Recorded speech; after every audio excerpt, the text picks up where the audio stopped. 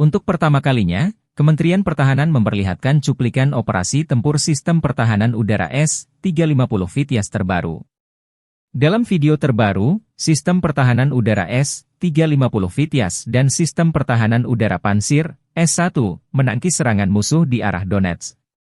Perbedaan utama antara FITYAS dan sistem sebelumnya adalah jumlah rudal. Salah satu peluncurnya dilengkapi dengan jumlah amunisi yang sama dengan divisi S-300. 5 peluncur dapat bekerja dengan satu stasiun radar. Kompleks ini mendukung operasi simultan dari 3 stasiun, yang melipat gandakan jumlah rudal yang bertugas tempur, memungkinkan Anda untuk menangkis serangan rudal yang sangat besar sekalipun, demikian dilansir militer resmi Rusia 4 Juli.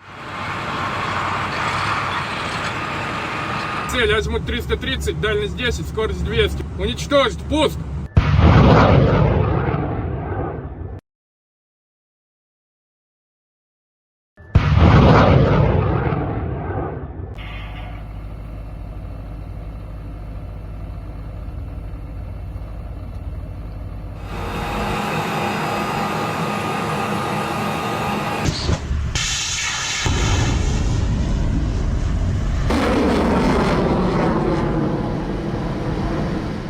Download Tribun X sekarang, menghadirkan lokal menjadi Indonesia.